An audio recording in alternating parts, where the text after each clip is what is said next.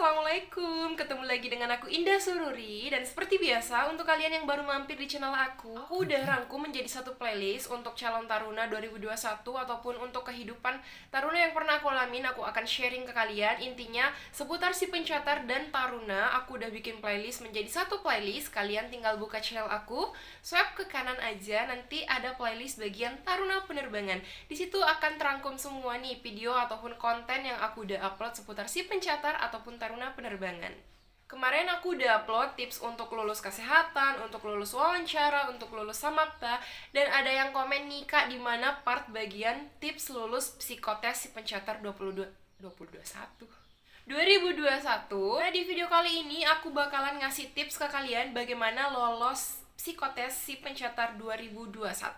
Dan di video ini juga aku bakalan ngasih tahu ke kalian apa aja sih jenis-jenis tes psikotes ini, apakah menggambar aja ataupun kita dikasih apa. Untuk kalian yang mungkin udah pernah melakukan psikotes, nah psikotes itu sama-sama aja sih semuanya, pada umumnya sama-sama aja. Jadi kalau kalian udah pernah melewati psikotes sebelumnya ataupun kalian udah pernah latihan psikotes sebelumnya, itu soalnya mirip-mirip itu aja. Jadi kayak sama aja sih, part-partnya juga sama aja. Tapi untuk kalian yang belum pernah melakukan psikotes sama sekali, di sini aku akan ngasih tahu nih ke kalian apa aja sih bagian tes-tes psikotes itu.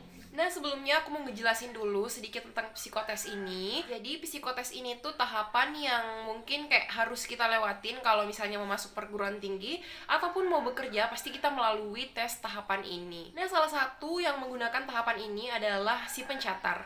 Apa sih fungsinya psikotes ini? Jadi, fungsi psikotes ini sendiri untuk mengetahui kondisi calon taruna, apakah sesuai dengan konsentrasi program yang dia pilih, dan juga mengetahui kondisi psikolog dari seorang calon taruna, seperti perilaku, kesehatan mental, kepribadian, IQ, kecakapan, penyelesaian masalah, dan kemampuan adaptasi atas situasi tertentu.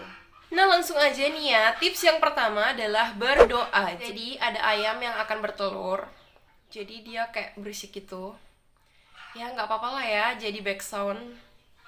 Oke, kita lanjutin aja, abaikan aja suara ayamnya. Jadi tips yang pertama adalah berdoa. Jadi jauh-jauh hari sebelum kita tes, kita berdoa semoga kita dilancarin dalam tes. Jadi ini tuh mungkin tips yang awam ya, walaupun aku nggak ngasih tips, kalian pasti juga ngelakuin itu. Nah, tips kedua adalah baca referensi soal psikotes. Nah, kalian tuh bisa Google aja kayak artikel-artikel seputar contoh-contoh tes psikotes, karena pada dasarnya semua psikotes itu sama aja. Dan kalian hanya perlu menambah wawasan kalian dengan membaca referensi-referensi soal dari tes psikotes. Jadi kayak semakin banyak referensi yang kita tahu, semakin mudah kita untuk mengerjakan tes tersebut. Nanti aku juga akan bantu nyariin PDF ataupun artikel. Jadi nanti linknya aku taruh di description box aja untuk menjadi referensi soal kalian tentang seputar psikotes ini. Terus tips yang ketiga adalah relax. Jadi tuh relax tuh bener-bener diperluin dalam tes ini.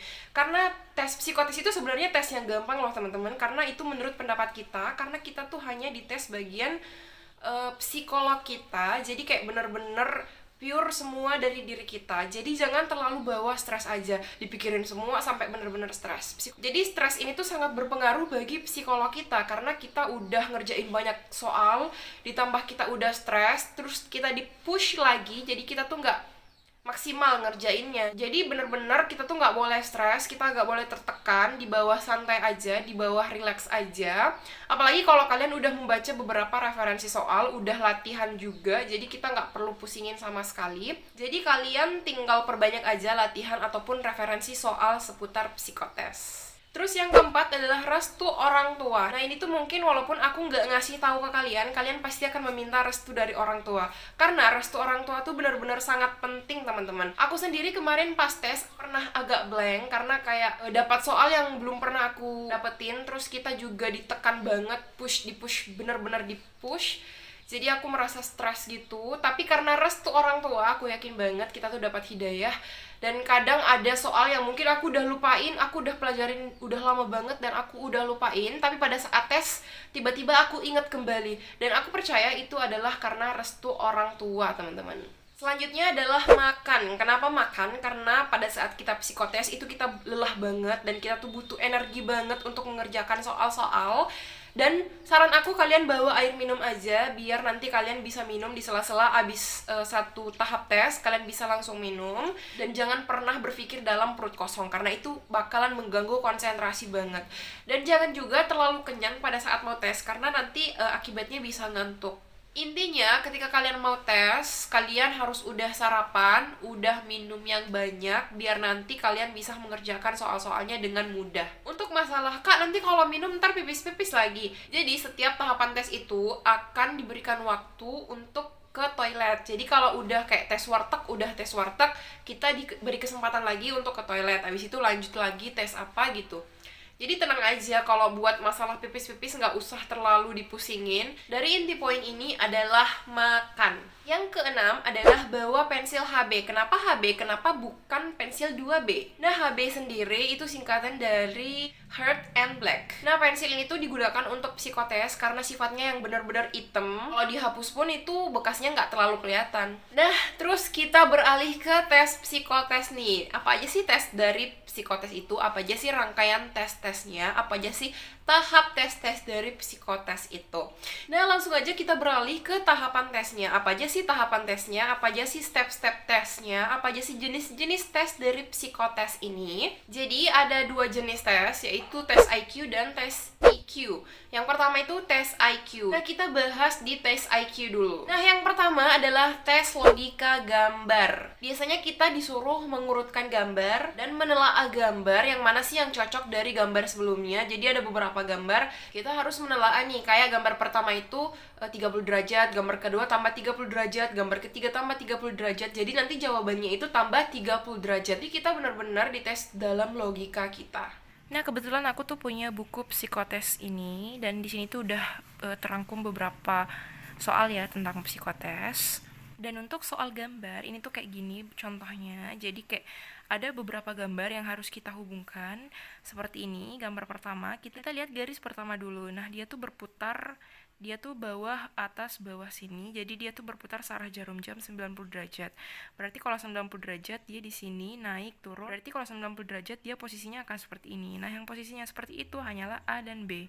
Nah, terus kita lihat garis keduanya lagi nih. Nah, garis keduanya tuh dia melawan arah jarum jam sebanyak 180 derajat. Jadi dia tuh kayak gambar ke sini 1, 2, 3, berarti gambar selanjutnya di atas. Nah, yang baris keduanya yang di atas hanyalah B. Jadi jawabannya B.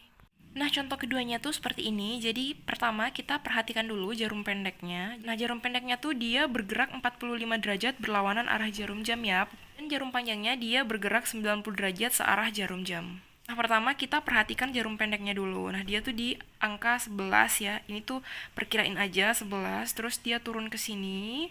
Habis itu turun 45 di sini, 45 di sini, berarti dia selanjutnya 40 derajatnya di sini ya. Berarti yang benar tuh C dan D.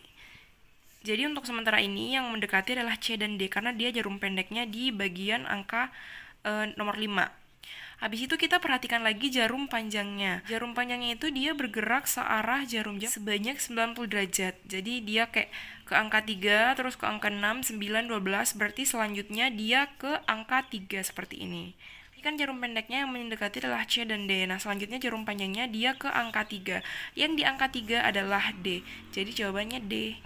Mungkin di antara kalian udah ada yang bisa menjawabnya karena itu mirip sama contohnya tadi. Dan mungkin di sini kalian udah bisa menjawabnya. Di sini tuh udah aku jawab sih sebelumnya. Nah, di sini tuh banyak banget contoh-contoh soal gambar gitu. Kalian tuh bisa cari referensi-referensi gitu di internet ataupun kalian yang udah punya buku psikotes ini pelajarin aja karena pada dasarnya contoh soalnya tuh sama aja. Yang kedua dari tes IQ adalah tes kemampuan verbal. Biasanya ini tuh persamaan kata, lawan kata, dan mengingat kata. Seperti kayak sinonim, antonim. Jadi untuk tes ini kalian harus memperbanyak kata-kata yang ada di Kamus Besar Bahasa Indonesia. Jadi kalian tuh harus membaca banyak banget referensi seputar sinonim dan antonim. Nah, untuk sinonim dan antonim ini tuh ada di soal TKD juga yang kalau kita tes CPNS.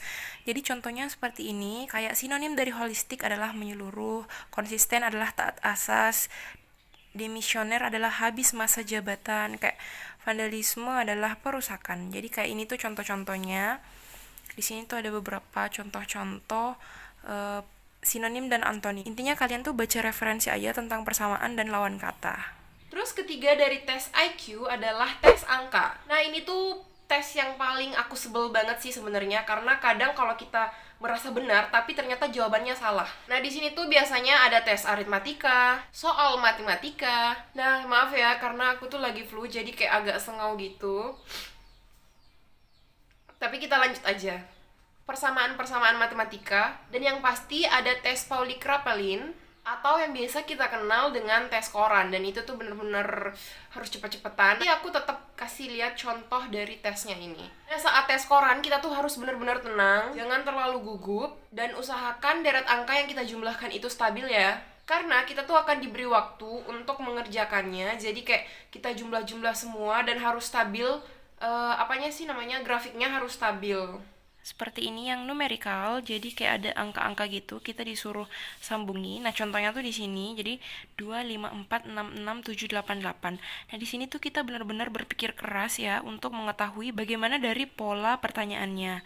Nah, di sini tuh udah aku jawab sih sebelumnya, jadi kayak 2, 4, 6, 8 itu ditambah 2, 5, 6, 7, 8 ini kan angkanya sama, jadi 2, 4, 6, 8 habis 8 tambah 2, 10, jadi jawabannya 10. Jadi kurang lebih sih jawabannya seperti ini. Ada soal-soal matematika dasar juga. Tes koran tuh seperti ini, jadi kita menjumlahkan dari bawah ke atas dan kita hanya menggunakan satu digit sebelah kanan. Jadi contoh nilainya 10, 11, 12, jadi 10 itu sebelah kanannya aja yang diambil, jadi ditulis 0. 11 sebelah kanannya itu 1. Jadi contohnya seperti ini, 6 tambah 7, 13. 13 itu 2 digit, tapi harus diambil satu digit, jadi hanya 3, angka 3. 7 tambah 4 itu 11. 11-nya itu kan 2 digit, jadi hanya sebelah kanannya yang diambil jadi 1. Nah, begitu seterusnya. Nah, kurang lebih nanti tuh angka-angkanya seperti ini yang diberikan, jadi kayak emang agak pusing melihat angka-angka sebanyak ini, tapi usahain kalian menjumlahnya tuh stabil ya, jadi nanti ada waktunya dijawab sebelah sini, abis itu disuruh pindah, disuruh pindah, disuruh pindah. Jadi usahakan grafik kalian nanti stabil. Tes keempat dari tes IQ adalah tes silogisme atau tes penelaran logika. Nah, biasanya tes ini tuh soal cerita yang dihubungkan dengan logika matematika. Contoh soalnya tuh seperti ini, kayak Tuan Aris membeli barang dengan harga untuk masing-masing barang adalah sebagai berikut. Nah, dia tuh kayak bercerita gitu, nanti kita tinggal analisa aja gimana cara mendapatkan hasilnya. Nah, selanjutnya tes psikolog untuk kepribadian atau EQ, Emotional Quotient, dan bakat. Tes pertama dari tes EQ adalah tes warteg. Nah, warteg di sini bukan warung Tegal ya, teman-teman. Melainkan tes warteg ini kita melanjutkan goresan garis menjadi sebuah gambar. Nah, saran aja sih ya, kalian tuh gambar sesuai dengan cita-cita kalian ataupun sesuai dengan apa yang akan kalian masukin. Jadi di situ tuh ada beberapa kolom dan ada kayak secuil gambar-gambar gitu, tapi kalian lanjutin gambarnya, usahakan kalian tuh membuat gambar yang berhubungan dengan apa yang akan kalian masukin. Tes warteg seperti ini, jadi kayak ada 8 kolom, terus ada goresan-goresan gitu. Nanti kita lanjutin aja gambar-gambarnya. Jadi ini contohnya, ini titik di sini, ini tuh bisa dijadiin jam, terus bisa kumis, ini jadi begini. Jadi kayak nanti tuh disuruh jelasin apa keterangan dari yang kita gambar. Nah, di sini aku udah coret-coret, ini aku asal aja, kalian bisa gambar sesuka hati kalian. Tapi saran aja harus yang berkesinambungan dengan yang kalian pilih. Selanjutnya adalah tes EPPS atau Edward Personal Preference Schedule. Di sini tuh kita memilih dua pilihan yang kita sukai. Seperti ini nanti tes EPPS, jadi tidak ada jawaban salah atau benar dalam tes ini. Pilihlah satu pertanyaan dan setiap pasangan pertanyaan-pertanyaan yang Anda anggap paling sesuai dengan diri Anda dan bukan yang dianggap umum atau ideal atau wajar oleh masyarakat di lingkungan Anda. Jadi contoh pertama tuh seperti ini, saya suka berbicara tentang diri saya dengan orang lain. Saya suka menolong teman-teman saya bila mereka berada dalam kesulitan. Jadi di sini hanya ada dua pilihan dan itu tidak ada jawaban yang salah atau benar. Di sini tuh hanya mau melihat kepribadian kita masing-masing. Selanjutnya ada tes draw of person. Jadi di sini tuh kita disuruh menggambar seseorang yang melakukan aktivitas dan nantinya tuh akan kita jelasin di bawahnya. Nah, saran aku sih usahakan kalian gambar kayak ibu ayah kalian dan yang sedang melakukan pekerjaannya. Nah, kayak ibu ke pasar jarinya terbuka terus bawa tas ataupun bawa apa gitu, terus kayak ayah sedang bekerja tuh gambar mejanya juga, gambar sepatunya, gambar jasnya, pokoknya gambarnya tuh kayak lengkap gitu loh. Jadi gambarnya tuh kayak dilengkapin aja, dibanyakin aja atributnya biar jelas. Nah, depth test atau drill of person, di sini tuh ada beberapa macam penilaian. Jadi ada penilaian berdasarkan jenis kelamin, umumnya sebanyak 87% peserta menggambar jenis kelaminnya sendiri. Di sini tuh juga ada penilaian berdasarkan bentuk gambar. Bila gambar kabur, samar, memudar.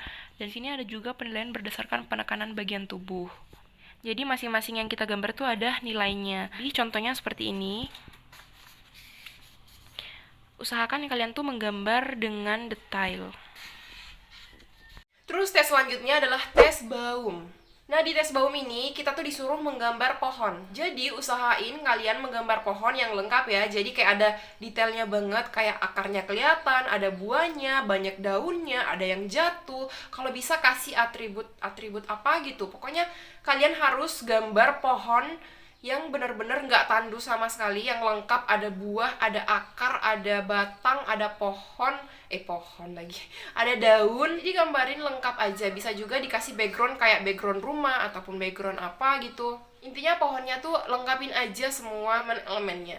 Nah, di sini tuh ada lagi baum test. Baum test itu apa? Jadi baum test itu kita disuruh menggambar pohon. Jadi masing-masing penilaian yang kita gambar tuh ada nilainya masing-masing. Kayak mahkota daun, bunga, buah. Jadi saran aku kalian gambar semua elemen dari pohon. Seperti ini. Di sini ada buah, ada daun, ada batang, dan kelihatan akar-akarnya gitu. Nah, ini ada rumput. Nah teman-teman, hanya itu yang bisa aku sampaikan seputar psikotes ini. Adapun apabila aku melupakan sesuatu, aku bakalan tulis di description box. Tapi seingat aku nggak sih kalau masalah psikotes ini, itu udah benar semua. Jadi untuk kalian yang mendaftar si pencetar ataupun yang mau melakukan tes perusahaan, semoga kalian menjawabnya dengan benar sesuai dengan kemampuan. Dan semoga semua tahapan tes kalian dilancarkan. Dan intinya semoga kalian mendapatkan hasil yang kalian inginkan. Untuk kalian yang mau bertanya secara pribadi seputar si pencatat ataupun taruna, kalian bisa DM aku di Instagram aku. Insya Allah aku akan balas. Terima kasih sudah menonton. Assalamualaikum.